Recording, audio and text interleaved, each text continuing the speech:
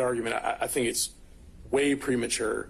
And anything that again, I always go back to the standard for what is a demurrer, right? Right. But what I'm saying, just if there was a statute that explicitly, said that they didn't have jurisdiction, remind me, what is it that you're saying, just as a matter of law as a parent, that provides the governor authority over this after the safe harbor date?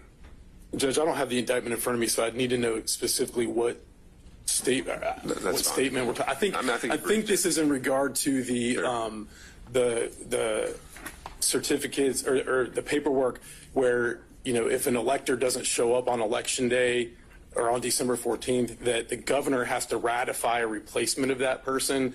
I think there were some documents that were delivered by Mr. Schaefer and his co-conspirators to the governor's office, trying to get the governor to do that. That's provided by statute, that the governor's the one that has to ratify a replacement. So statutorily, he absolutely has the authority to act on that matter. Okay.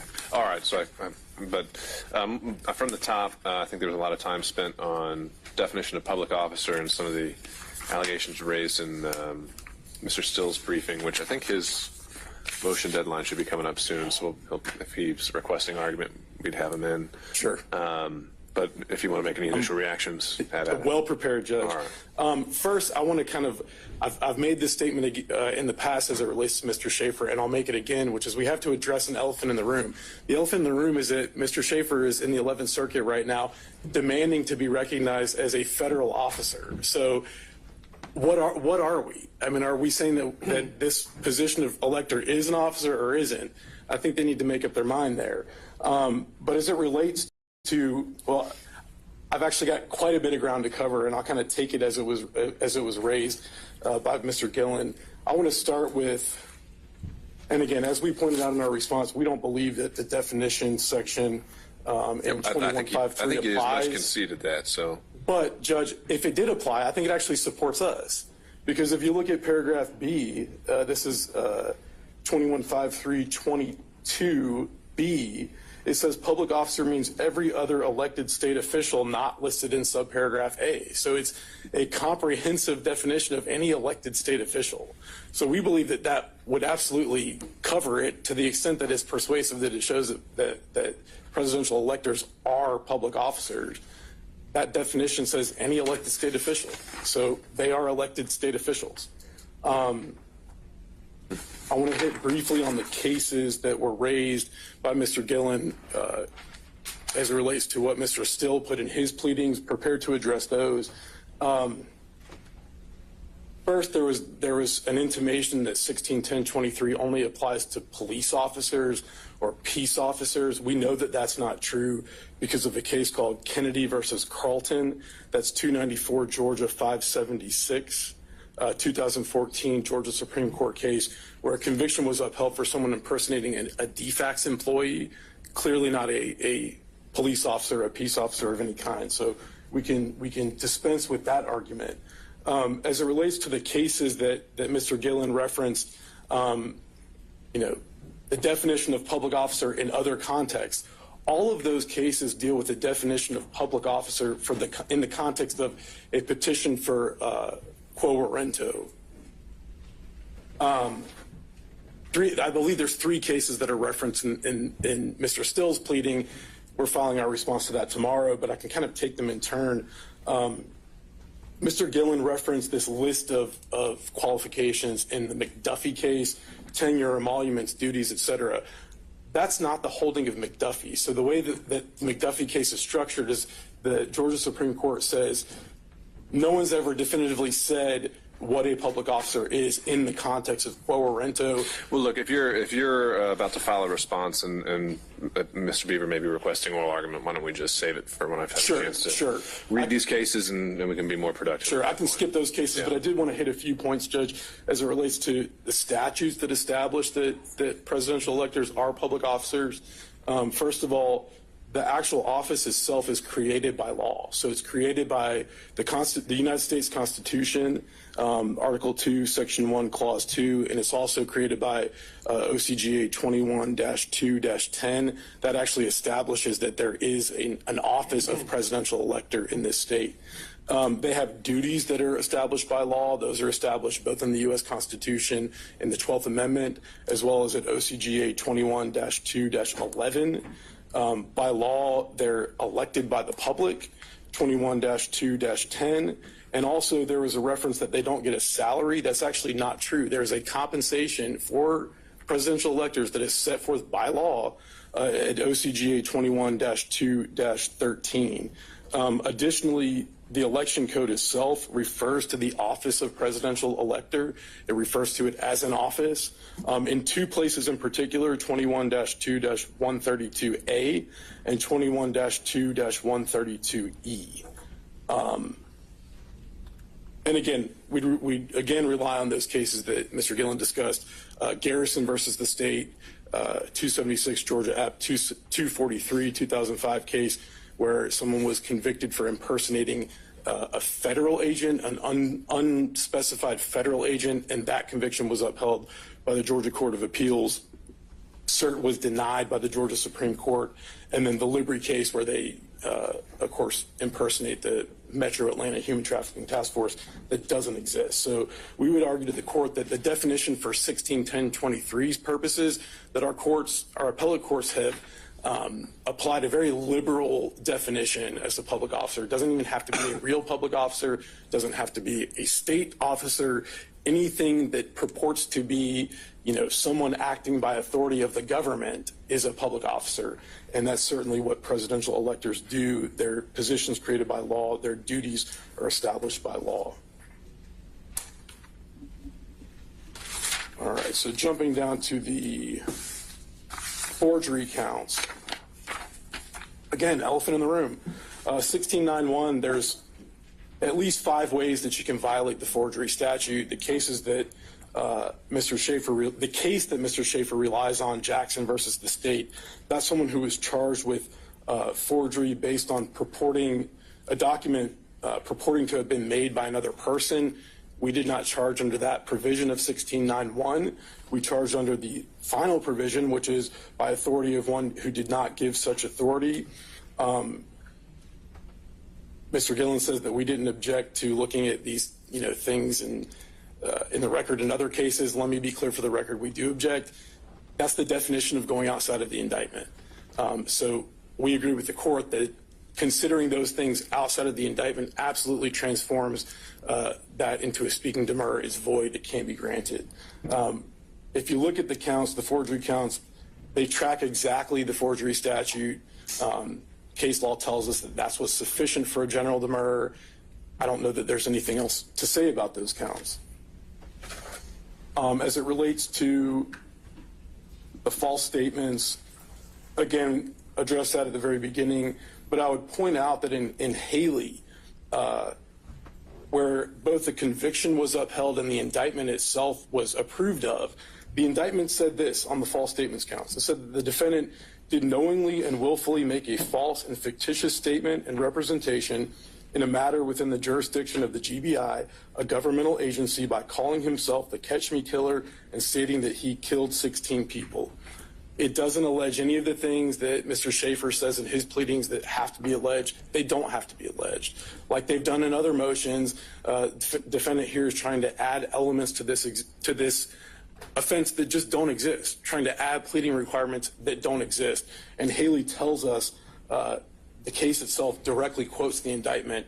That indictment alleges far less than what we allege in our indictment, and they said that the Georgia Supreme Court said that case is just fine. I don't think that Mr. Gillen addressed the filing false documents motion. I believe in the pleadings they state that those counts are flawed because they fail to allege that the filing of the false documents didn't succeed. Again, that's not a requirement in an attempt charge. And they also say that the counts don't say who actually attempted to place documents in a mailbox. The way that we've charged the count, we've charged all of those defendants individually and as persons concerned in the commission of a crime. And so it'll be for the jury to determine if all the defendants are liable for what one of their co-conspirators did. With that, I'll take any questions that the court might have. Thank you, Mr. Woodman. Thank you. Okay, so Mr. Gillen, your last motion we had for today. I have oh, sure. 60 seconds. Sure, Hannah.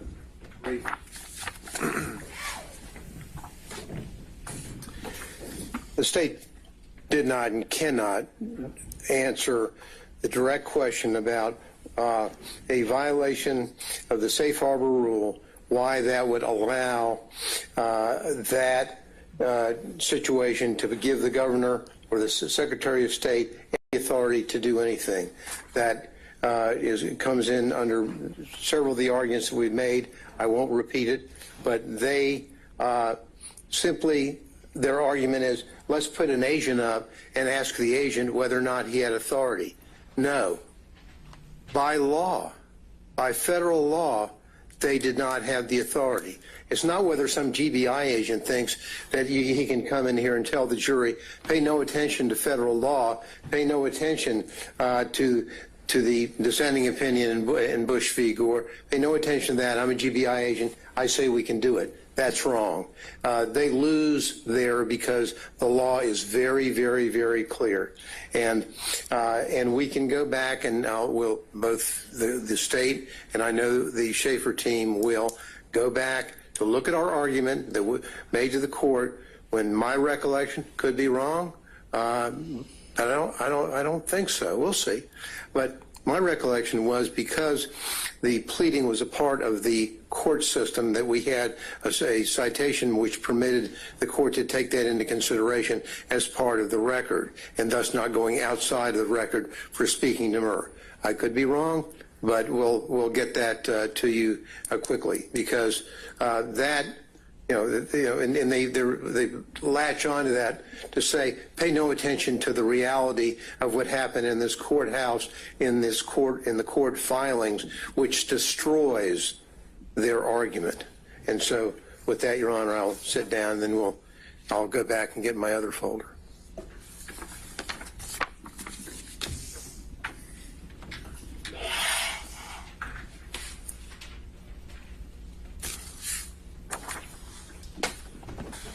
So, on your last motion here, kind of as we were with the First Amendment issue, I think we need to figure out where we are procedurally. Federally, it sounds like, this would be a pretty common motion. It'd be a surplusage motion. Georgia, it's not quite as clear for us. So, excuse me. Let's start with just the authority to kind of take a scalpel to an indictment and cut out things we don't like. Well, I mean, Your Honor, we talk about there's two components to this motion. One, there's the strike surplusage, and then there's a dismissal that we asked for, which is kind of also a component of the other. Now, we cite the State v.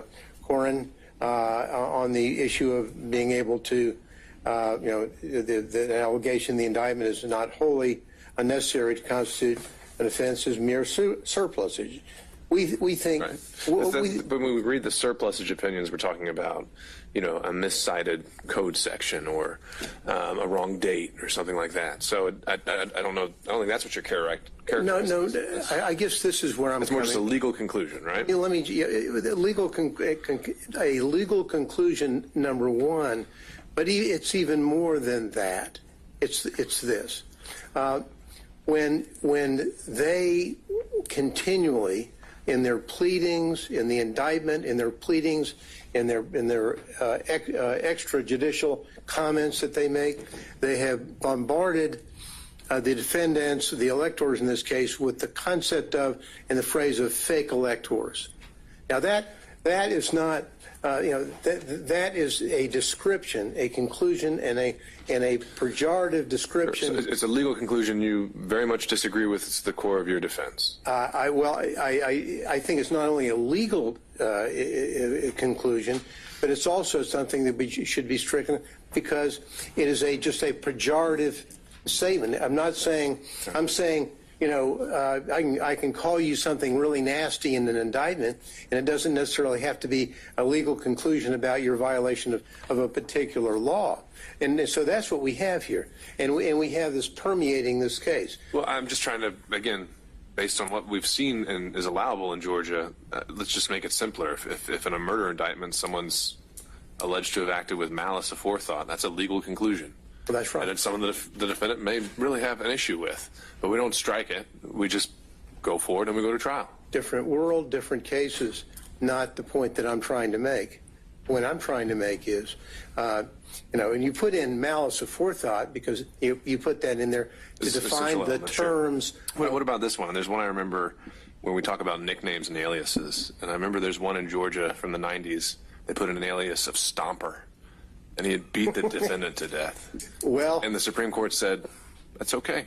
You know why? Because they probably proved that there was an alias of that guy called Stomper. That's different than that trial. The state's saying we're going to prove that you're unlawful elector. Well, no. In this indictment, what they have done in the indictment, it's not necessary if they want to, and we think it should be stricken. We think the count should be dismissed. We know that based upon the case law that we've cited. But in closing arguments, Lord forbid we ever get to closing arguments, hope we don't. But if we did, and they stood up and they said, well, we think that they were that we think the evidence shows that they were fake electors. That's one thing. That's argument. That's advocacy. There's no place for it in the indictment. And there's no place for it in what they have done, not only in the indictment, but in their pleadings and statements they've made outside to the media. What they have tried to do is they want to have ingrained in the minds of the community and of jurors a concept that if you were not a Democratic elector on December the 14th, casting your vote at some other part of the state capitol, then you are a fake elector. And that is a pejorative term, not necessary for the charges, and should be stricken. That's the point that we're trying to make. And as it relates to our other arguments concerning the dismissal of those counts, I don't think I need to go back over most of my argument, or our argument on that really deals with the Electoral Count Act, so I don't think I need to revisit that in case the court we'll get there. really wants to hear that again. I don't think you do. But absent that, Your Honor, we think, number one, that the count should be dismissed for the reasons articulated earlier and in our pleading, and number two, that even if the counts are dismissed, in addition to that, references throughout the indictment to fake electors should be stricken as well. Thank you, Your Honor. All right. Thank you, Mr. Yellen.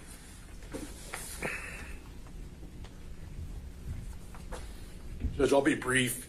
Nowhere in this indictment is the phrase fake elector. It does not exist. Literally not in the indictment. So I'm not really sure what we're talking about, removing something from the indictment that's not there. As the court pointed out, and I struggle with this motion, and I'm not going to say much because we're primarily relying on our response, but an indictment is itself a legal conclusion. Every allegation in an indictment is a legal conclusion. That's what an allegation is. And so if indictments aren't allowed to have legal conclusions, then I guess we aren't allowed to have indictments anymore. Judge, I think what the defense's strategy is here, and I know it's their strategy because they asked for it in the motion. They say, Judge, you should strike this language from these counts because we don't like it, it's not fair, it's pejorative, whatever reason. And now that you've stricken it, the counts don't charge a crime anymore, so you should dismiss them because they don't charge a crime anymore. That's nonsensical. We cite in our briefs opinions where the appellate court said you literally can't do that. If something's essential to the charge, if it's essential to pleading an essential element of the charge, you can't strike it. It's not subject to being stricken. And I just highlight one citation that we reference in our brief, Malloy versus the state, 293 Georgia 350 2013 Supreme Court case. And that case says that when language in an indictment accurately describes the offenses charged and makes them easier to understand or more easily understood, they're not subject to being stricken because they're not surplusage. And that in making that in analyzing language in an indictment, in this context, Malloy also says that the language is to be interpreted liberally in favor of the state. And so with that, again, we rely on our pleadings. the phrase fake elector does not exist in this indictment. Take any questions that the court may have, but otherwise, nothing further. Maybe one. I've seen a line of cases talking about whether defects, can be stricken, and a lot of that depended on whether they're material or non-material. Is it safe to say that these phrases, the ones that are highlighted here, lawful elector votes, false electoral college votes, and duly elected and qualified presidential electors, would you say those are material phrases for each of the charges they appear in? So I think that's a great question, and I think there's kind of a superficial answer and then maybe a more in-depth answer. My superficial answer is yes, they're material in the sense that they make the charges more easily understood. They're accurate to describe the charges. I am familiar with that line of cases, and it's a little bit unclear in the cases whether material means that or whether material means that, if you strike something from the indictment that the count falls apart. Sure. So I'm not clear. What I know is in this context, I don't think it matters because what's being challenged, I think that it's approved of by our appellate decision. If you've happened to go down that road, though, and we take the position that material means it can still survive General Demurrer, any thoughts there? Judge, again, turning back to Malloy, the holding in Malloy is that as long as the language in an indictment, even if it's not essential to an essential element, as long as it's accurate, it describes the offense's charge, and it makes it more easy to understand, it's simply not surplusage. If it's not surplusage, it's not subject to being stricken. But do we think these phrases are material and meaning they're necessary to survive a General Demurrer? I don't have them in front of me. So. I don't either, okay. And so I hesitate to give an answer without the indictment in front of me. That's fine. Again, as long as the charges track the statute, they survive a General Demurrer. So anything that's not statutory language, I guess, wouldn't fall into that category. But then we get into special Demurrer territory, and that's a whole different situation. All right. Fair enough. Thank you, Judge. Okay. Thank you all. Anything else we should, or matters of housekeeping, anything else we need to take up before we break? Anything from the state? Nothing from the state, Your Honor. All right. Thank you, Ms. Young. Anything from either counsel? Okay. Then we'll be adjourned. Thank you. Thank you, Judge.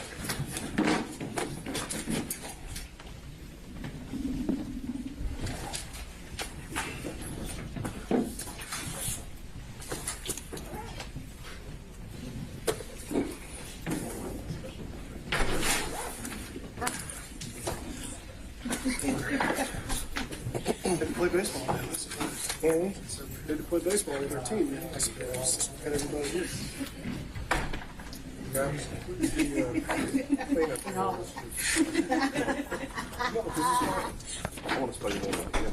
I'll write it down for you. I actually don't have a piece of.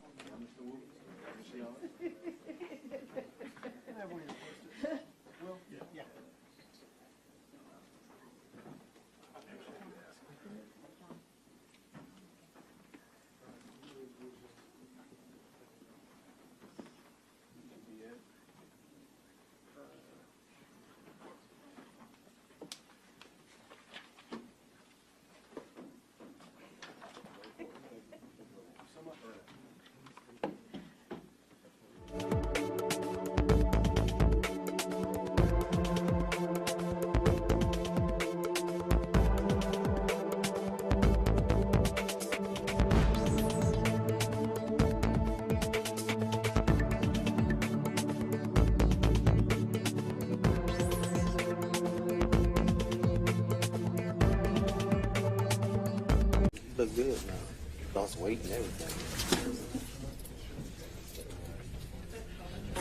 He was up at LB courtroom, 8B. It was like last year. Him and whatever.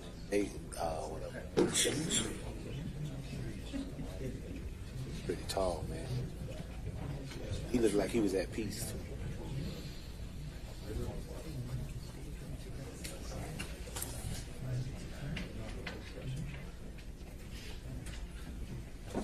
He looked like he was at, like he was at peace. Getting over with.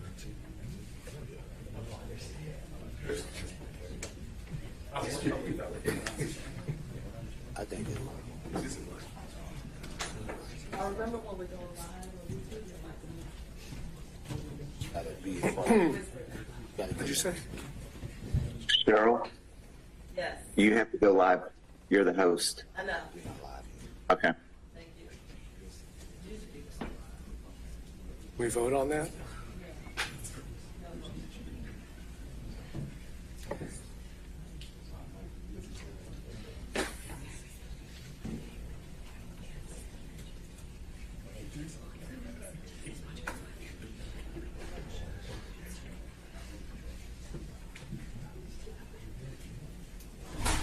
Made a couple of changes to one thing changes. Those are saved on. Sometimes Oh, really? cut them off. Make sure you vote. Okay.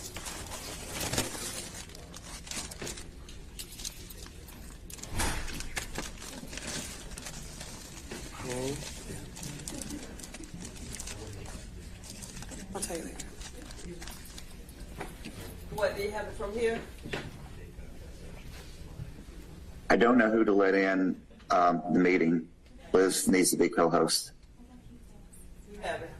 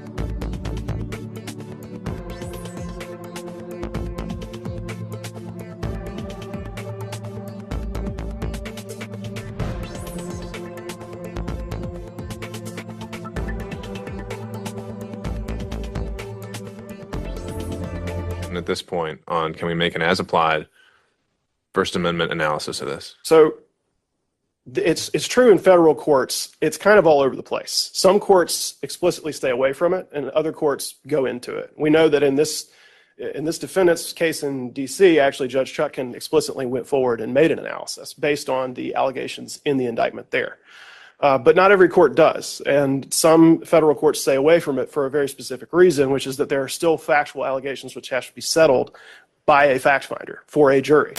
And the reason... And looking at all the cases that you found, ones that didn't do it, I know generally they're going to say we don't have the record, we don't have the facts, but were there any that explicitly said, even though I could just look solely at the indictment, I'm still not going to do an as-applied challenge? Well, I think that's how we get to a case here in Georgia, and it's a case Your Honor cited back in October when you explicitly ruled. We're not going to get into this. That was the 11th Circuit case, though, wasn't it? You're talking about? I'm talking about the major case, which is a Georgia case.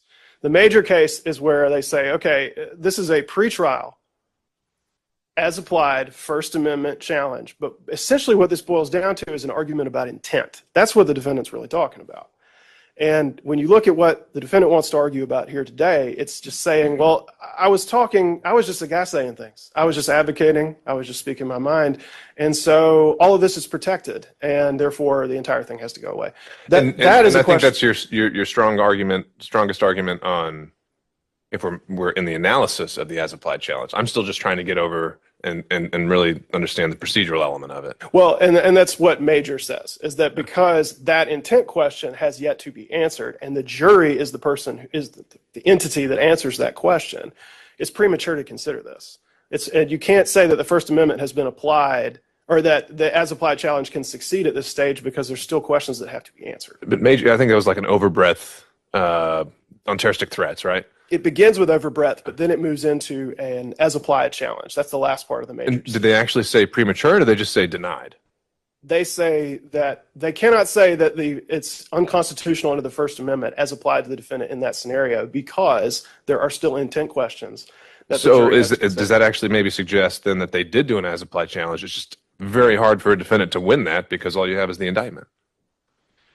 That is a way that you could interpret it. It would suggest that an as-applied challenge cannot succeed under the First Amendment because speech integral to criminal conduct is not protected. A well-pleaded indictment is going to demonstrate that speech that is pled as part of a criminal charge is integral to criminal conduct. And so there's nothing to decide if you're looking and you're cabined by the indictment. So we sort of have two routes here. Neither of them result in the grant of this motion. One says, the court says this is premature, there's questions that have to be answered, any First Amendment challenge has to happen after there's a factual record to look to. And the other says, okay, I can get to this today. It's not that I can't. I can, but there's nowhere to go because all of the speech is pled as integral to criminal conduct, and therefore it's not protected by the First Amendment. You could envision an indictment. I don't remember if Alvarez was a post-trial or pre-trial thing, but you could envision an indictment where perhaps they've drafted it to solely target speech because of its falsity or something like that. So maybe there's a use for an as-applied challenge in that kind of a situation. That's a fair point, Your Honor. That's just not the situation here. And It's not going to be the situation in almost any case. That was a special case where, of course, you have a very unique statute that was punishing. But that was really a facial challenge, too, because it was saying, like, this is just punishing falsity for falsity's own sake. Yeah. None of the charges in this case are about that. They are about falsity employed as part of, or statements employed as part of a pattern of criminal conduct in numerous ways. So there's nowhere to go. And so I think it requires dismissal or denial at this stage because you either can't reach it because there's facts that have to be established, or the indictment establishes that none of the speech is protected by the First Amendment. And the inquiry immediately ends. All right. So back to you, Mr. Sadow. Let's move forward with the idea that we're making an as-applied challenge solely confined to the indictment. This isn't a facial challenge. You're not saying any of these statutes are on this face unconstitutional. And your argument is that this is core political speech. Correct. So some crimes can be achieved solely through speech, though. Terroristic threats, solicitation. Why is that not what's happening here, as alleged? Well, I think it requires kind of a detailed analysis, so if I may. Sure. All right, so the first thing we have to decide is whether or not, and we're talking about President Trump, We're not talking about the actions of others. We have to look and see whether or not that which has been alleged as facts is in fact core political speech, political discourse, protected speech at its zenith. I don't think there's any question that statements, comments, speech, expressive conduct that deals with campaigning or elections has always been found to be at the zenith of protected speech. What do we have here? We have election speech. So one must determine immediately whether that constitutes core political speech, and I suggest that it does.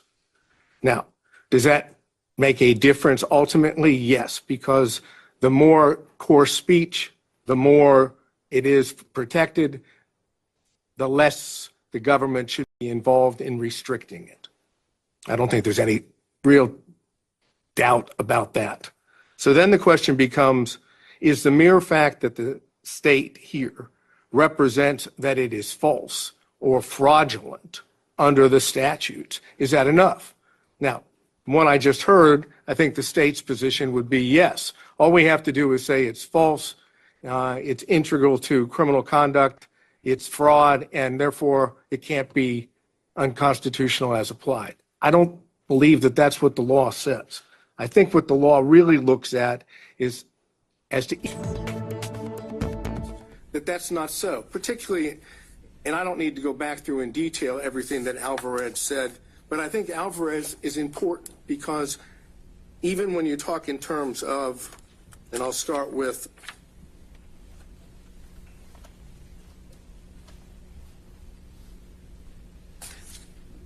we're looking at the majority, I guess it would be the plurality opinion that by Judge Kennedy, but for purposes of interest to us, the Chief Justice and Justice Sotomayor agree. So now we're talking about two people still on the court. And I'm looking specifically at page 723, in which the court goes on to say, were the court to hold that the interest in truthful discourse alone is sufficient to sustain a ban on speech, absent any evidence that the speech would be used to gain a material advantage, it would give government a broad censorial power unprecedented in this court's cases or in our constitutional tradition. So that's the beginning part of plurality, saying the way to attack false speech or false political speech or core speech is with truth, which is precisely what was going on. We're talking about this time period without getting outside the indictment. You're talking about at the same time the allegations are being made, factual allegations in the indictment, you have others that are fighting that off. Government's position would be with state's position with truth. Moving beyond Alvarez, that part of it,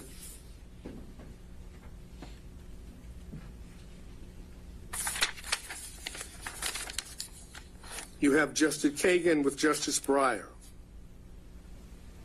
And here I think gets to the crux of where we are.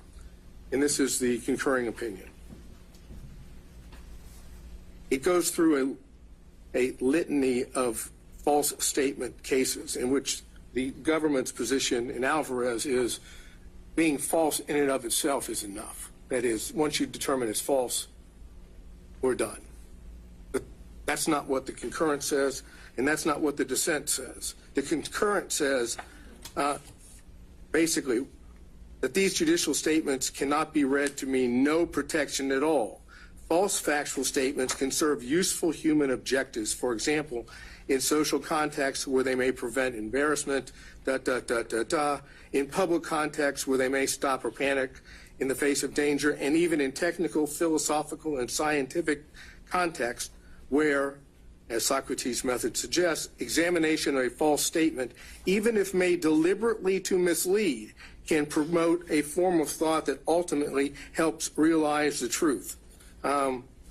And then it goes on and says, even a false statement may be deemed to make a valuable contribution to public debate since it brings about the clear perception and the livelier impression of truth produced by its collision with error. So this is the proposition that it's not the falsity alone that controls. It's the context in which the speech is made. And if it is deemed false, and for purposes of the indictment, we have to assume that it is false because that's what the facts have been alleged. That doesn't mean it's the end of the analysis. Why do we not also have to assume, since it's an allegation, I think you say in your brief, that it's unlawful, willful, and knowingly false? So, because at least our position, President Trump's position is those are not words of fact. Those are words of legal connotation. And that while they have meaning, that would allow, for example, let's go to Alvarez and the Stolen Valor Act. Just because they alleged that it was unlawful didn't mean it wins.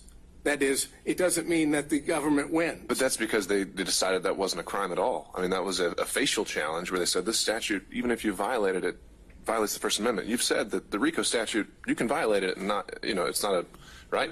So we put legal conclusions in indictments all the time. I think that's going to be part of Mr. Schaefer's argument in just a minute. I mean, you said a moment ago, just because the state pleads it, you don't think that's enough in an as-applied challenge, and I'm trying to figure out as why. to statements such as legal conclusions are unlawful and so forth. Now, if there had been, I guess, if the allegations had been broader, maybe we wouldn't be at that crossroads. But those aren't facts. The facts, as I've outlined or we've outlined in our brief, you take the overt acts, you look at those overt acts, and then those. At the same time, and then look at the substantive offenses or conspiracy offenses in the rest of the body of the indictment. Words like unlawful don't change that. At least that's our position. So now we're talking in terms, going back to Alvarez and the concurring opinion, you're talking in terms of falsity alone is not enough. There are situations, contexts which override just the falsity alone.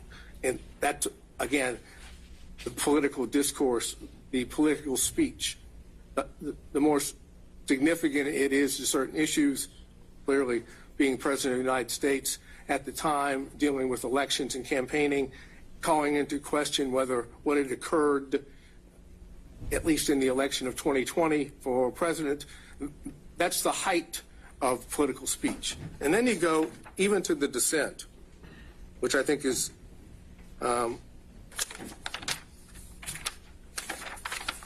as important, because now you have Alito and Thomas, again, members of the current court. And I go to that.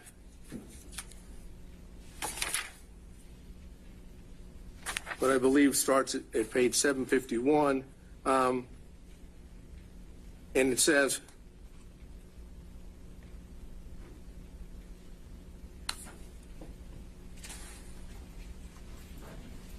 even where there is wide scholarly, and this is 752, even where there is a wide scholarly consensus concerning a particular matter, the truth is served by allowing that consensus to be challenged without fear of reprisal.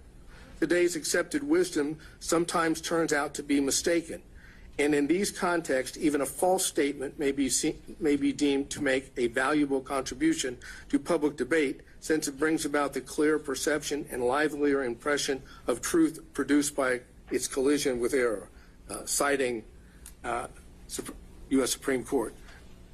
That's the essence of what we have right here. That's the facts that have been alleged. Essentially, the state's position is because, as alleged, what President Trump said speech-wise or expressed either through his speech or conduct, which is still freedom of expression, because that's false in the eyes of the state, it's lost all protections of the First Amendment. And the concurring opinion and the dissenting opinion in Alvarez suggests just the opposite. If anything, under the circumstances, it needs more protection, not less protection. So keeping that in mind, let's move to not RICO. Put RICO aside for a minute. let's move instead to the conspiracy counts, which are counts 9, 11, 13, 15, 17, 19. Basically, what the state's position is on that, because it took this position previously in its filing on September 27, 2023, in response to that which was filed by Chesbrough. And I'm aware, of course, of the court's order that dealt with Chesbrough, and it didn't deal with the as applied. So I'm dealing. And more so in that one, as I go back and look at it, there was a much more kind of concerted effort to bring in facts outside of the indictment, right? And they started talking about, well, there was a transcript at the meeting, there was this, so it didn't really seem to be a true as applied challenge, right? But as the court noted in its order, at that point it didn't determine that it was ripe for a pretrial challenge. So I'm taking what Chesbrough, what the state said as it applies now, because it says in that brief that it was both as to facial and as applied challenges. Essentially what it says is, as to those counts, 9, 11, 13, 15, 17, 19, as to 9, 11, and 17, the mere fact that it alleges a fraud is enough. That is, that's what's on page 5 and page 6. Since each of those statutes prohibit conduct involving fraud, we don't go any further. And I'm suggesting that's wrong, that you must go further. You must look at the speech itself, the expressive conduct itself in connection with those specific statutes. That's what the as applied is. The fact that it's a fraudulent statute, now you want to look and see why, under the circumstances here, the language speech of the president falls within that. And if you look at it in that sense, the mere fact that it's false is all that they have. There's not a finding that the speech itself, beyond the speech itself, is fraudulent. What the state wants to do is say, we have a goal. We have an objective here that we have put forward. Steal the election in an unlawful fashion. I say change that for a second to legitimate concern about the validity of the election. If that was the way you focused on it, which is a way to do it as applied, even with the facts, would what President Trump said on those counts be a protected speech? And the answer is it has to be, because the only thing that makes it fraudulent is the state saying it's false. Take every one of those and say, okay, it's not false. It's protected. The only reason it becomes unprotected, in the state's opinion, is because they call it false. And that's what Alvarez doesn't allow. In and of itself, it cannot be simply the content-based. It has to be contextual. And the contextual here is a political core value being addressed, elections and campaigning. And that holds true for all of those that deal with the conspiracy. And then you deal with counts 29 and 39, which is the false statements charges. Now, it is clear that the Supreme Court would find that a statement made under 1001, 18 U.S.C. 1001, would constitute the appropriate, let's say, abridgment or non-protected conduct or speech. But Georgia's statute's a little different here, because we don't have a materiality element. It's the mere fact of falsity, which violates, according to Georgia law, counts 29 and 39. You don't have to do anything else but make a false statement, even if it is political discourse, even if it is in the heightened context that I've suggested. If it's false, it's a violation of the law. And I'm saying, as applied to political speech, that can't be constitutional as applied. Remember, no materiality, simply the fact that he said it. So essentially, what the state's position on that would be, it didn't have to be sent to anyone of consequence in the state agency. It just had to be said. Indeed, if you look at, and the most probably best example is count 39, that's a letter written after the election in September of 2021 from President Trump to Secretary of State, in which it has, according to that, one statement, and that constitutes, according to the state, falsity, but it's clearly political speech, and it's clearly being related to the activities and the matters that of election and campaigning, even after the fact. It's still related just to that. So looking at 29 and 39, I think you have a situation in which the falsity alone is all they have as applied here to political speech. It is unconstitutional as applied under the First Amendment. And then finally, you have count 27. Quick question on that. Had you, I hadn't located one. Had you found anyone ever attempted a facial challenge on 161020? Yeah, in fact, I don't remember the name of the case, but it has been upheld, even though there was references to the fact that maybe materiality should be part of it. That's got to be the Haley case. That's right. That's right. Okay. So, yes, facially, yes. But Haley, of course, didn't go to the extent of trying to determine as applied in a particular context. And it's, again, I don't to repeat what I just said, but here we're talking about the heightened value of core political speech. And then with 27, we're talking about the filing of a false document. Again, the only thing there that involves President Trump is an attestation on the complaint. Now, all it refers to in the indictment is complaint. But again, we're talking about the act, the falsity, or the filing of a false document is the falsity in the document itself.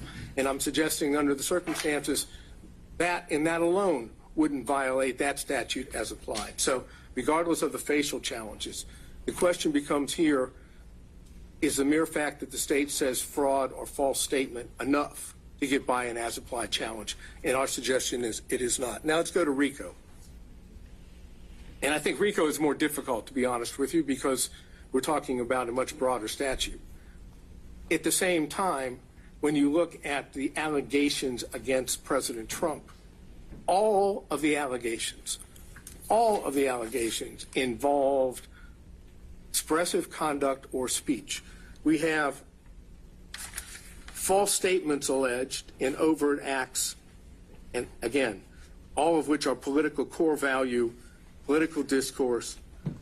You have false statements in overt acts 1, 5, 7, 8, 17, 93, 97, 108, 113, 133, 135, and 157. Purely, the only allegations there are falsity. There's no allegation beyond the fact that those statements are made. And I'm suggesting that, again, heightened political speech has to be looked at differently. When it comes to tweets, which is, at least the way the state sets it forth, is also political speech, and here certainly by the then President of the United States, you have tweets in 22, 26, 27, 32, 75, 100, 101, 106, 114, 128, 138, and 139. So the majority of the overt acts involve false statements or tweets which are clearly political speech. How best to deal with that under the circumstances? To prosecute those under a broad RICO charge, supposedly with contesting an election by, I guess, illegitimate speech or expressive conduct? Or is the way that we are set up as a country is that the First Amendment plays through this by others, by those that are complaining that it's false, proving it's false, bringing forth the truth? That's the essence of what Alvarez has said. That's the essence of what a case called Brown versus Hartledge, which is cited in Alvarez. It's 456 U.S. 45 at 61, a 1982 decision. All of those speak in terms of when you're dealing with that speech, that political speech, your best to deal with it through the pushing forth a counter view of truth, not prosecuting the speech maker or the person that is articulating his political views. Here we've done just the opposite.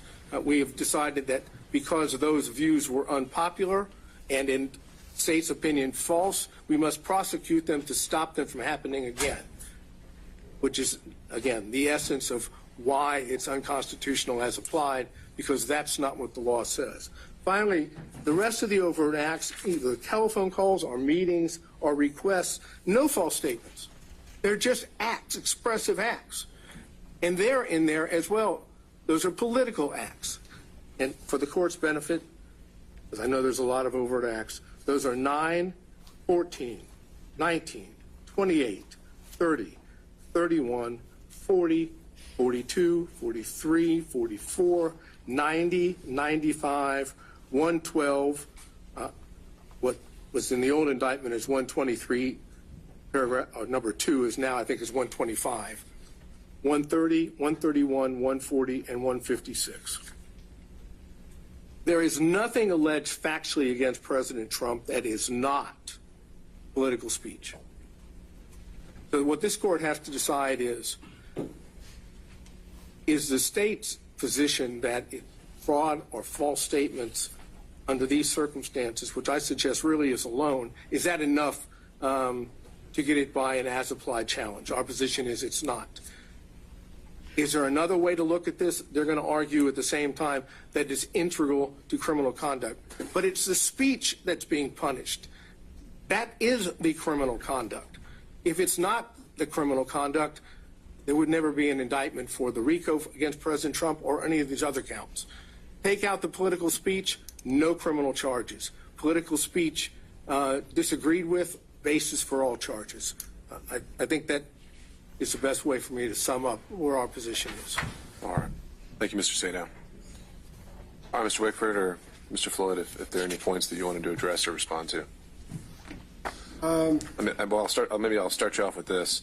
It certainly seems that the primary case driving Mr. Sadow's argument would be Alvarez, and because that's a fractured kind of plurality opinion, I'm wondering if you have any thoughts on just how much that can drive this. And I know the state back in December was also citing Alvarez as a primary case. I wonder if that's even the best one for your arguments. I think to address the first, elephant in this courtroom is that a Judge Chotkin in D.C. has evaluated all of these arguments under Supreme Court precedent already. So I would refer, Your Honor, to that court's analysis because I'm hardly going to improve upon the findings of a federal judge. However, speaking specifically to Alvarez, it is a plurality opinion with several different opinions written by other justices. What they all agree on, though, is that Alvarez doesn't change the law that speech integral to criminal conduct is not protected under the First Amendment, and that that's not what Alvarez was about. It was about punishing falsity for its own sake. So the question is that what the state is doing here?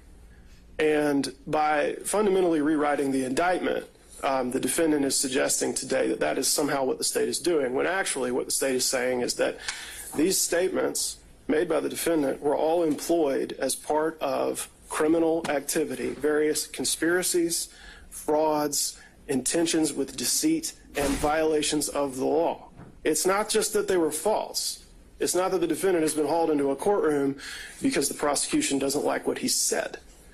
He is free to make statements and to file lawsuits and to make other legitimate protests. What he is not allowed to do is employ his speech and his expression and his statements as part of a criminal conspiracy to violate Georgia's RICO statute, to impersonate public officers, to file false documents, and to make false statements to the government. That's what he's alleged to do. He's not charged under 161020 because he told some lies. Although it is very interesting to hear counsel for Mr. Trump tell us about the usefulness of lies. He's not being prosecuted for lying. He's being prosecuted for lying to the government, an act which is illegal because it does harm to the government. That's the reason that it's illegal. That's why it's different from the statute evaluated in Alvarez. Same thing with filing a false document. It's not just that you made a false statement. It's that you swore to it in a court document and submitted it to the court. That does harm to the judicial system. That's obviously different from just falsity being punished for its own sake.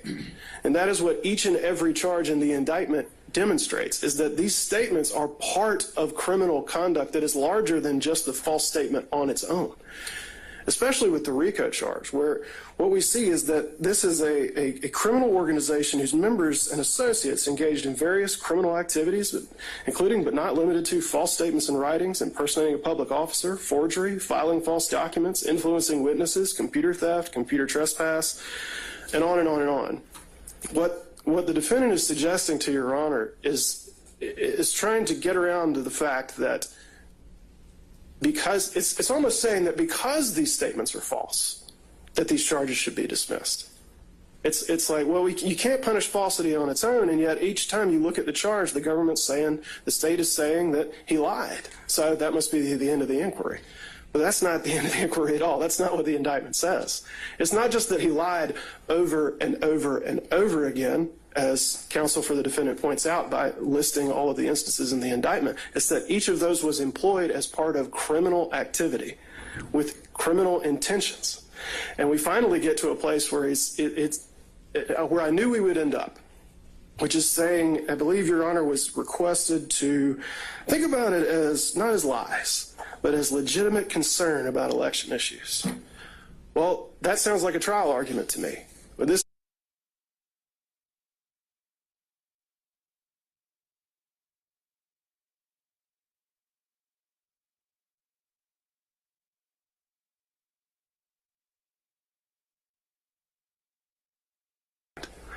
and that, of course, would probably be a pretty good argument to put before a jury, and I expect we will see it, but it's not a basis for dismissing the indictment.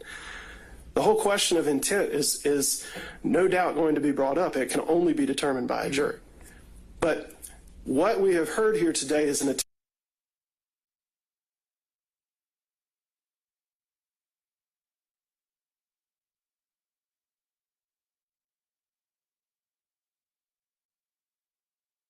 conspiracy trying to overturn election results for an election he did not win by violating the RICO statute, by making false statements to the government, by filing false documents, by impersonating officers, and doing a whole host of other activity which is harmful in addition to the falsity of the statements employed to make them happen.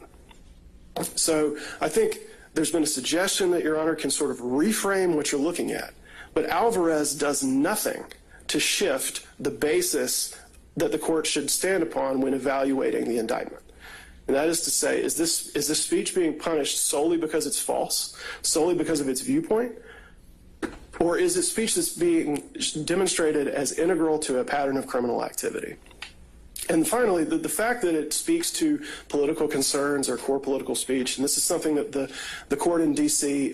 Thoroughly addressed, does not change the fact that it can be employed as part of criminal conduct. The mere fact that you're talking about issues of public concern or core political speech, which may be completely fine and protected in most contexts, does not mean that you cannot be indicted if you use that kind of speech to pursue illegal activities. That's the whole nature of the question. So it's very circular, and I would direct Your Honor to page 6 to 7 of the post-hearing brief filed by Defendant Trump, which says, the speech integral to criminal conduct exception of the First Amendment does not apply here because all the charged conduct constitutes First Amendment protected speech. That is a very neat circle. The First Amendment protects us because all the speech is protected by the First Amendment. And in the end, no matter how much we hear about obviously the noble protections afforded by the First Amendment, all of this is an effort to get Your Honor not to look at the basic fact that this speech, this expression, all this activity is employed as part of a pattern of criminal conduct in a host of ways. And because Your Honor is bound by the indictment and has to look at the indictment and can't look beyond it, if we're going to get into this at this stage, then there's nowhere to go, as I said at the beginning, because this is all alleged as part of a pattern of criminal conduct and not protected by the First Amendment. Any argument to the otherwise is just to try to pretend like that's not true. All right. Thank you, Mr. Wakefield. Thank you, Your Honor. Your Honor, may I add one point briefly? Sure. Thank you. Wait a second, we're being doubled up on here? This is not a trial. I think you can handle it, Mr. Sadow.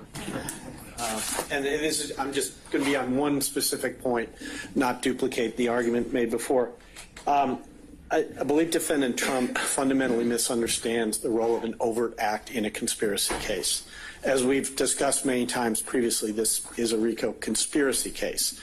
And so we heard Mr. Sadow discuss various overt acts and say, well, but this is just a tweet, this is just a phone call, this is just X. The unspoken underlying and incorrect premise then is that every overt act must be a crime. As we've discussed a number of times, and as the state has set forth extensively in multiple briefs, that's not true. The purpose of an overt act is to show that the conspiracy is an operation. It is not a separate crime. It doesn't have to satisfy the elements. It doesn't have to be pled with that level of detail, as Your Honor acknowledged in an order I think that's all of 2 weeks old. And so to say we can't mention this particular act or this particular conduct because it's not a crime or it's protected by the First Amendment, the answer to that is actually, so what? Because it could be legal conduct, it could be First Amendment protected conduct that also shows there's a conspiracy in operation. And that's, as long as it serves that purpose, it's fine. And so overt acts should not be examined by a standard that has no application to them. They are not separate freestanding offenses. And there is federal case law that, if need be, we can cite it to you, that has said an overt act can involve First Amendment activity. Its purpose is not to be something that is separately charged here, separately subject to a separate sentence.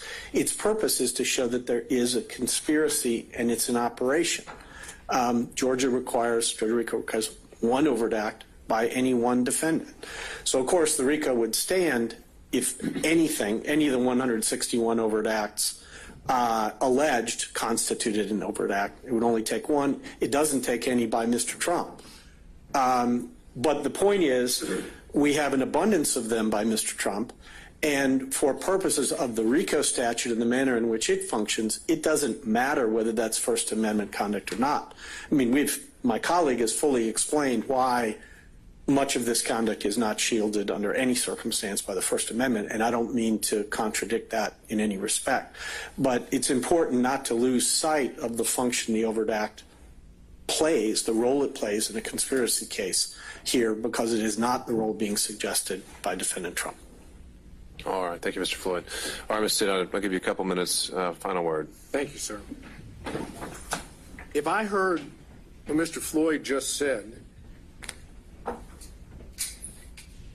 that if everything President Trump said was assumed true and included in the RICO indictment, and therefore now we're talking about true political speech, not alleged false, he could still be prosecuted for the violation of RICO. For the overt acts as alleged. Let's say even the overt acts ran afoul of the First Amendment. He's saying that wouldn't be fatal to count one. Because at that point, if there could be some other thing they prove that's not alleged as an overt act. Okay, that may, as I understand it, as I understood it as well. But what I'm suggesting is, if all of the overt acts are nothing more than core political speech or expressive conduct, and nothing else is alleged which is not protected by the First Amendment, then you have an insufficient basis for which he has been indicted, because he's being indicted for First Amendment speech and not for unprotected speech. And therefore, the statement that was made about if it were true, we could still use it as an overt act, suggests that they can prosecute true speech, which is what we're trying to get to here. It's the nature of the speech, the political speech, the heightened value of such, which gets this situation different than others, and the fact that it comes from then President of the United States. Going back to what was said in addition by the state, what the state claims is criminal here is lying to the government. That's what it said. That's the exact reason why in several of the Supreme Court cases it's been found to be protected speech, because it deals with the government, and falsity in sense of communication with or to the government is best dealt with through true speech, not through prosecutions, because prosecutions chill speech. And when it comes to political core speech, what you don't want is chilled. Fortunately, I have a co-counsel that is able to pull things up and help me inform the court until the computer shuts down. And looking at what Haley says, just to give you an idea of how the Georgia court, the Supreme Court, might look at this. There's a quote from Haley, and it says, "While there is no constitutional value in false statements of fact, such erroneous statements are nevertheless inevitable in free debate, and punishment of error runs the risk of inducing a cautious and restrictive exercise of the constitutionally guaranteed freedoms of speech and press. Accordingly, the First Amendment requires that we protect some falsehood in order to protect speech that matters." And I think that's what we're talking about here. To end this, and again, we're focusing on President Trump's conduct at the time that he, in fact, is the head of the executive branch.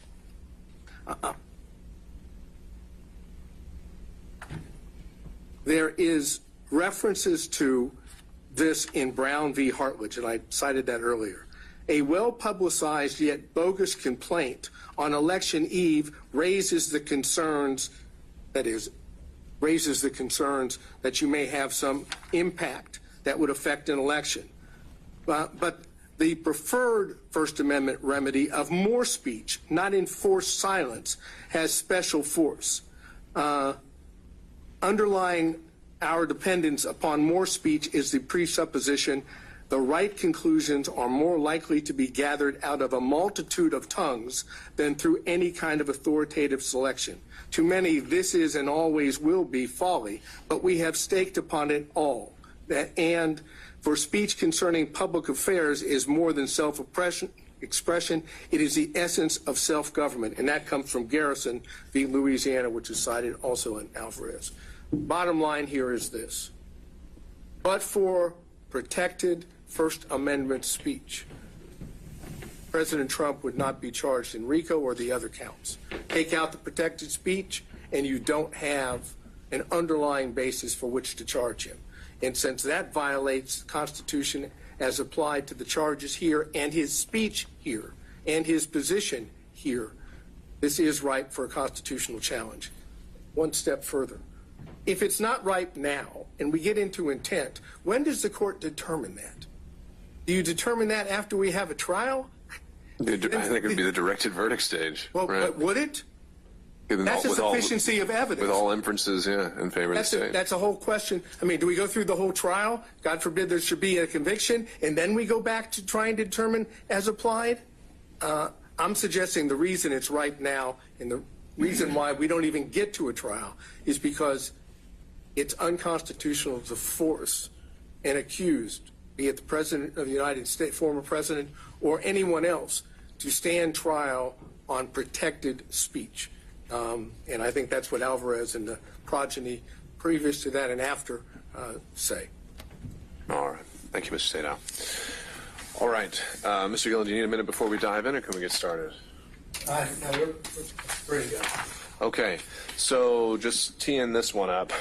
I know there's a good bit of your motion that goes back into a lot of ground I think we covered at the December hearing. Well, let me start off with some good news for the court.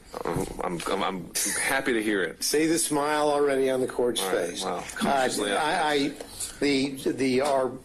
our general and specific Demurrer, a great deal of that does go into the areas of RICO that the court has not only ruled on but heard other arguments. Well, I haven't ruled on it yet, but it was just we talked about continuity. We talked about in October the 17th ruling addresses some of the issues that were addressed. So I'm not going to I'm not going to replow that ground. That the court has heard. I'm aware of the government's position.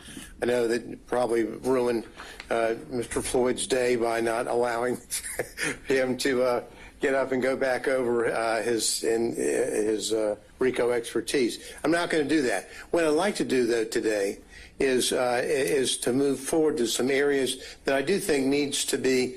And the question really, when the court said, do we want to have oral arguments today or not? And then the question was, well, because on the RICO thing, I think I probably could have said, if it was just the RICO component, I would have said, fine, let's just do it on the papers. You've got a lot of other counts. There's some other things that I wanted to talk about and have the court focus on as it relates to some of the other aspects of the Demurrer, special and general Demurrers, and to focus on that in this way. Number one, I want to talk a little bit about some of the counts impersonating public officers. I want to talk about the forgery, the false statements, briefly, and talk about that, but also to raise this issue with the court. Now, we argued that in our pleadings, but the defendant still filed additional motions on these very issues and did a very, very good job in a lot of his arguments. We know that the court granted the stay for defendant Still because he's of the state legislature, and thus, had that not happened, Mr. Beaver would be here with me talking about these issues. I think that the Still pleading addressed a lot of the issues that were raised in the response by the state, and so with the forgiveness, hopefully, of my dear friend Mr. Beaver, I'm going to mention some of the things that they mentioned, but I would hope on behalf of defendants Still, the court may listen to what I say, but also prior to ruling on these particular issues might afford defendant Still the opportunity to have his own oral argument day so that he could more fully address these issues, and that's. And I would appreciate that on his behalf. When we talk, let's get on to it. We're talking about impersonating a public officer charge, and we talk about that. When we talked about that, we talked about whether or not the charge. Definition of public officer, right? Impersonating a public officer charge, count 8. We say that's subject to dismissal. In that pertinent part. It says on October the 14th, on or about December 2022, unlawfully, falsely held themselves out as the duly elected and qualified presidential electors from the state of Georgia, public officers with the intent to mislead. Now, what we did in our pleading is we said, well, that is defective because under the statute 2151, as public officer, there is no reference there to presidential electors as being public officers, and therefore that should carry the day for us. The state's response says, well, not so fast, Mr. Gillen. We've got cases here that talk about situations in which 2151 doesn't carry the day and isn't. Well, not even cases. I mean, the statute itself. Right. I mean, you're pulling that from the ethics statute. Exactly. So I'm not really sure why I'd even look at that. I mean, public officers all throughout the code, and it's just kind of one of those hanging kind of question marks, I suppose. So what the state does, and I can see the court's point. I'm not going to argue that. What I am going to say is that what they say, they cite cases where there are individuals that are impersonating agents, police officers, peace officers, or agents for Metro Atlanta Human Trafficking Task Force. Okay, that falls into that category. Trafficking in the task force or a federal agent. Those are things that the state responds to. I think that in the Still motion, it covers some of the concerns the court may have regarding this issue of public officer and why we think that we should prevail on this as well, Again, hoping Mr. Beaver has his day. Well, do me the favor, actually, I've kind of put the still motions in a box, and I haven't opened it yet, so make those arguments for me. Well, I'm going to, but not as articulately, I'm sure, as Tom could do it. But I'll give you the flavor.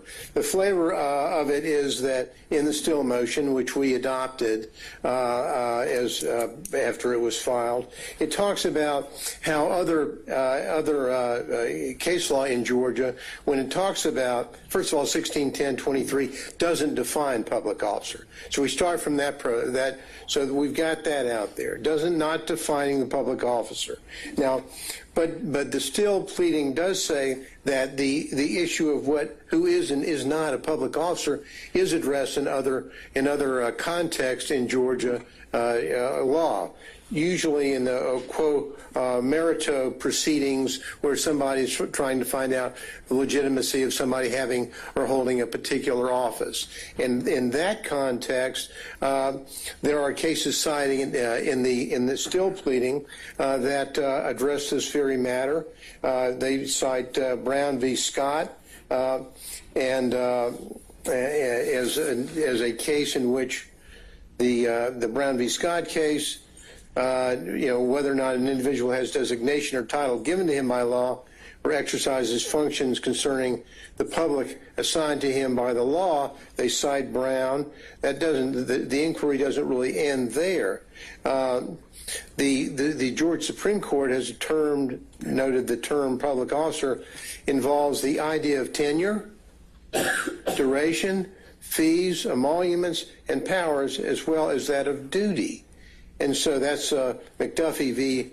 Ferguson, and that has to do really with grand jurors. So when someone says, well, is a grand juror a public officer? And the court breaks down an analysis talking about that, saying not really, because grand jurors may only meet for a few days. They're not essentially they're not there for some sort of duration or tenure. They don't take the same oath of office as prescribed for public officers, and they lack the element of tenure and duration which must exist to qualify as a public officer. Well, so how would that apply again to like a purely fictional task force? Well, I mean, let's forget the purely fictional task force.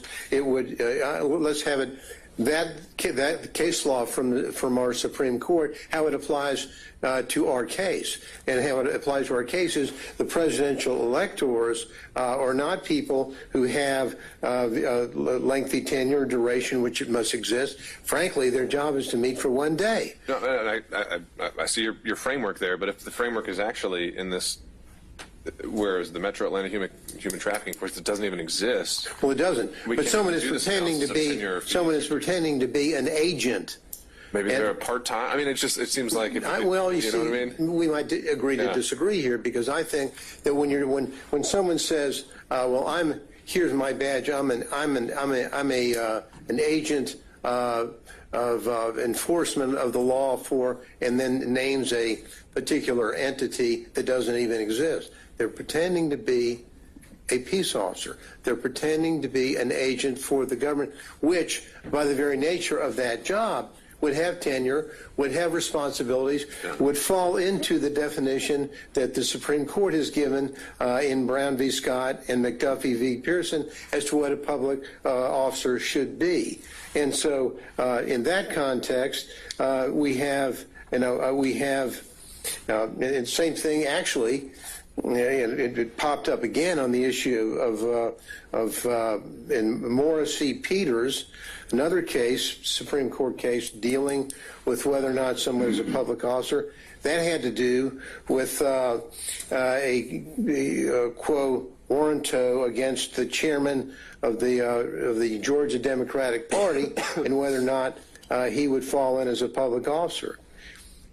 Bottom lining it, like in that case, and which found that he was not, like grand jurors and public party officials, presidential electors are not public officials under Georgia law, especially for purposes of 1610-23. jobs, services are temporary, like the grand juries. Their position really only arises once every 4 years. Is limited to a single meeting on a single day. So it lacks that element of tenure and duration which must exist. So it's kind of like back to the political case, Morris v. Peters case, which dealt with a state party political chairman nominated in accordance with the rules of their party. But just because the fact that they were nominated by the rules of their party doesn't make them a public official. And like grand jurors, presidential electors they're not receiving their salaries for their service. So all of that, Your Honor, tells us that this particular count is flawed for the very purpose of these electors cannot be, under Georgia law, public officers. And so, we although we agree with the court's initial position regarding the limitation on the definition of public officer in our pleading, good old Tom Beaver and the Still pleading has come forward to rescue us on that point.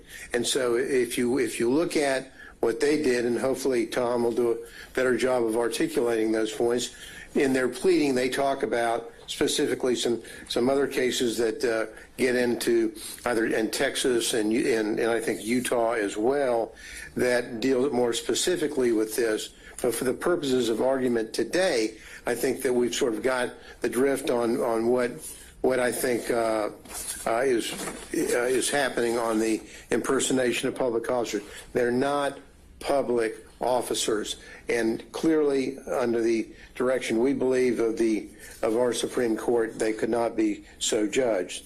Now, again, I'm not going to spend a whole lot of time up here with the court, but I do want to touch on a few of the other components of our pleading.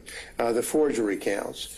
Now, we indicated in those counts 10 and 16 are sufficient to dismissal.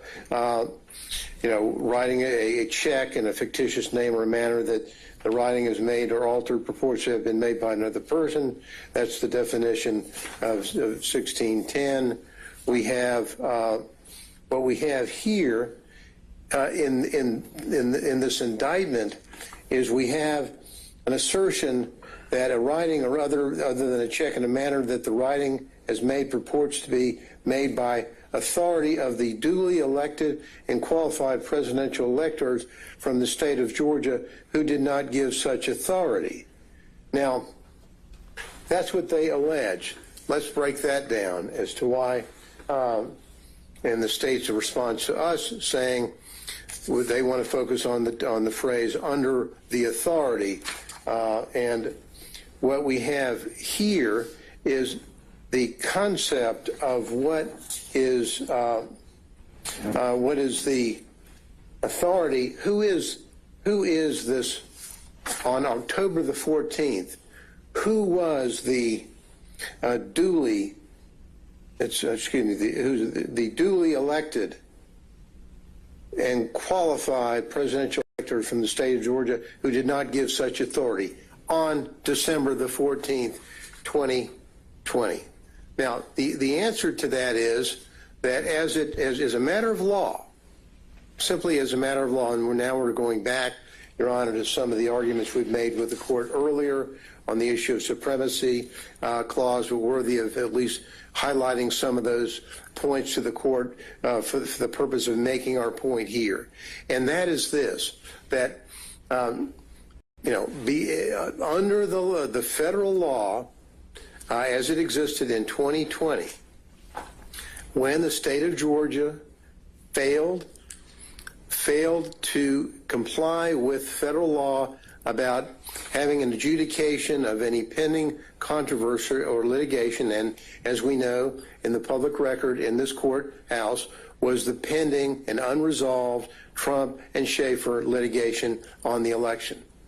Now, because that lawsuit was not adjudicated, pursuant to federal law, then the state of Georgia lost its ability on after Safe Harbor Day, lost its ability to then name who the electors should be. And as we discussed earlier, and I'll shorten the argument, but for the purpose of the record, I'll just make the following points. Once that happens, and it's very, very clear from federal law and from the language from Bush v. Gore, the state, any dissenting opinion of Bush v. Gore. Yeah, true. But as it points there, it's like it's not. They see it as not even a serious issue, because the clear reading of the statute would say if you don't get it done by Safe Harbor Day, then you have lost out. And once that happens, the power then shifts back to the Congress. So as of by law, we think not a factual issue. By law, on December the 14th, 2020, there were no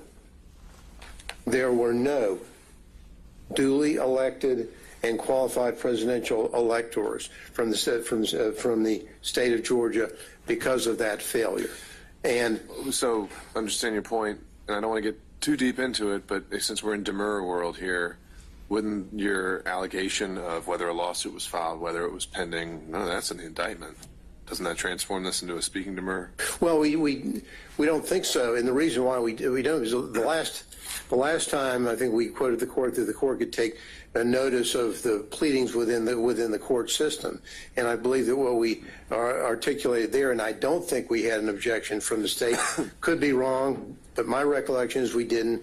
That we then worked from the framework of yes, in this courthouse. There was a filing, a pleading that we're not going, this isn't a speaking demurrer, it's a part of the court record. Part of the court record says there was a lawsuit that was not adjudicated by Safe Harbor Day. So we don't have to go outside the indictment. It's not a speaking demurrer. And because of that, by applying the law, these forgery counts, 10 and 16, in our view, must go. Now, the other counts that I would like to, or the other matter I'd like to discuss is the false statement component. And on the false statement counts is that 14? Of 12, 18, and 40 dealing with false statement. Now, here, the issue here dealing with a false statement, for example, is when they're asserting that there was a document that was sent within the jurisdiction of the Office of the Georgia Secretary of State and the Office of the Governor of Georgia, departments and agencies of the government. Now, we've got two arguments to that. Number one, and again, back to Haley. Haley talks about this issue, and when Haley talks about it, the key thing is whether or not there was agency with the key phrase, with authority to act on it. Now, there are two flaws, the fatal flaws the state has as it relates to this issue concerning Haley v. State and on the issue concerning the safe harbor. One, as we mentioned, at that time, there was nothing for the state of Georgia to act upon. They merely received the information. It was merely a sort of a ministerial act, if you would. But even more fatal to their argument is the second argument that I made a moment ago, which I won't repeat other than referencing it. The failure to act by safe harbor date renders any activity on behalf of the state of Georgia, be it the governor or the Secretary of State, renders that gone. Because now it's all gone back up to Washington, to Congress to deal with that. And the government and the state can't now say, or at any time say, well, we're saying that the Democratic nominees or the Democratic representatives for the electors, they ultimately became the duly elected. You don't do that. You don't parachute back into what happened on December the 14th. The world as we know it on December the 14th, there were neither Democrat or Republicans that were duly elected under federal law. And so, given that, we believe that the false statement counts should go. Thank you, Ryan. All right. Okay, any thoughts from the state in reaction? Mr. Wooten, this one's yours. Yes, Judge. Why don't we pick it up on that last point, because I know we've dived into some of this, not so much the safe harbor aspect of it in that argument, but the idea that the governor's office and the Secretary of State's office just didn't have jurisdiction. I know you've said that that's an issue of fact that needs to be proven, but isn't that also something that could be shown by as a matter of law potentially? And I know you don't agree to it, and so you can cover all that. Sure. I don't agree that it's a matter of law. It is an issue of fact. And we've briefed this extensively and argued this before. We believe that even if it's not an issue of fact, even if the court were to consider it as a matter of law, we've given ample reasons why under statute all of these entities have jurisdiction over many of the crimes that are alleged in the indictment, many of the topics all of the topics where we've alleged that some of these defendants have made false statements regarding. So I do maintain that I believe that it's an issue of fact for the jury to decide that we have to put up that evidence. We have to ask the GBI officers, what is your duty? What is your authority? What can you investigate? We have to ask the Secretary of State individuals while they're on the stand, what are your duties? What is your job? What do you do? Why are these things relevant? Why are these material to areas where you have jurisdiction to do something? What is your ability to act on these things? I think all of that has to come out at trial. And so as it relates to that argument, I think it's way premature.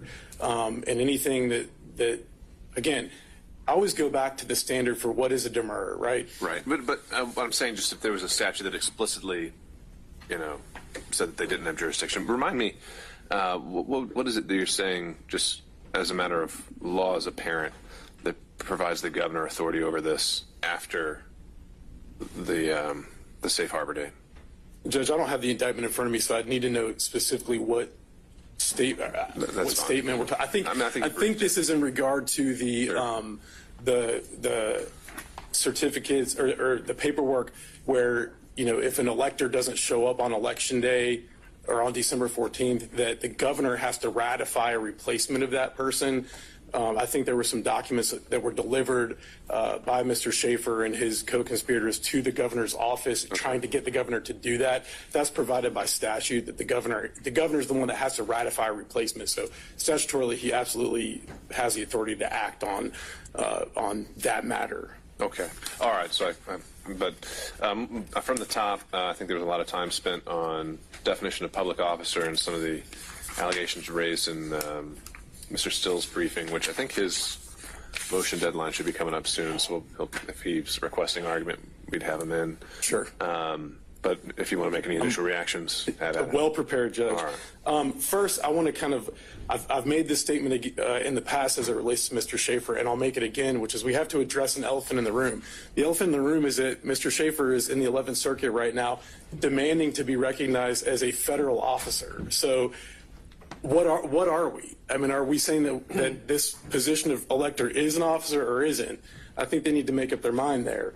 But as it relates to, I've actually got quite a bit of ground to cover, and I'll kind of take it as it was raised by Mr. Gillen. I want to start with, and again, as we pointed out in our response, we don't believe that the definition section in 21.53 I think you applies. much conceded that. So, but Judge, if it did apply, I think it actually supports us, because if you look at paragraph B, this is 21.53.22B. It says public officer means every other elected state official not listed in subparagraph A. So it's a comprehensive definition of any elected state official. So we believe that would absolutely cover it to the extent that it's persuasive, that it shows that presidential electors are public officers. That definition says any elected state official. So they are elected state officials. I want to hit briefly on the cases that were raised by Mr. Gillen as it relates to what Mr. Still put in his pleadings, prepared to address those. First, there was an intimation that 161023 only applies to police officers or peace officers. We know that that's not true because of a case called Kennedy versus Carlton. That's 294 Georgia 576, 2014 Georgia Supreme Court case where a conviction was upheld for someone impersonating a DFACS employee, clearly not a police officer, a peace officer of any kind. So we can dispense with that argument. As it relates to the cases that Mr. Gillen referenced, the definition of public officer in other contexts, all of those cases deal with the definition of public officer in the context of a petition for quo warranto. I believe there's 3 cases that are referenced in Mr. Still's pleading. We're filing our response to that tomorrow, but I can kind of take them in turn. Mr. Gillen referenced this list of qualifications in the McDuffie case, tenure, emoluments, duties, etc. That's not the holding of McDuffie. So the way that the McDuffie case is structured is the Georgia Supreme Court says no one's ever definitively said what a public officer is in the context of quo warranto. Well, look, if you're about to file a response and Mr. Beaver may be requesting oral argument, why don't we just save it for when I've had a chance to read these cases and we can be more productive. Sure, I can skip those cases, but I did want to hit a few points, Judge, as it relates to the statutes that establish that presidential electors are public officers. First of all, the actual office itself is created by law. So it's created by the United States Constitution, Article 2, Section 1, Clause 2, and it's also created by OCGA 21-2-10 that actually establishes that there is an office of presidential elector in this state. They have duties that are established by law. Those are established both in the U.S. Constitution and the 12th Amendment, as well as at OCGA 21-2-11. By law, they're elected by the public, 21-2-10. And also there was a reference that they don't get a salary. That's actually not true. There's a compensation for presidential electors that is set forth by law at OCGA 21-2-13. Additionally, the election code itself refers to the office of presidential elector. It refers to it as an office. In 2 places in particular, 21-2-132A and 21-2-132E. And again, we again rely on those cases that Mr. Gillen discussed. Garrison versus the state, 276 Georgia App 243, 2005 case where someone was convicted for impersonating a federal agent, an unspecified federal agent, and that conviction was upheld by the Georgia Court of Appeals. Cert was denied by the Georgia Supreme Court. And then the Libri case where they, of course, impersonate the Metro Atlanta Human Trafficking Task Force that doesn't exist. So we would argue to the court that the definition for 161023's purposes that our appellate courts have applied a very liberal definition as a public officer. It doesn't even have to be a real public officer, doesn't have to be a state officer. Anything that purports to be, someone acting by authority of the government is a public officer. And that's certainly what presidential electors do. Their positions created by law, their duties are established by law. All right, so jumping down to the forgery counts. Again, elephant in the room. 1691, there's at least 5 ways that you can violate the forgery statute. The cases that Mr. Schaefer relies on, Jackson versus the state, that's someone who was charged with forgery based on purporting a document purporting to have been made by another person. We did not charge under that provision of 1691. We charged under the final provision, which is by authority of one who did not give such authority.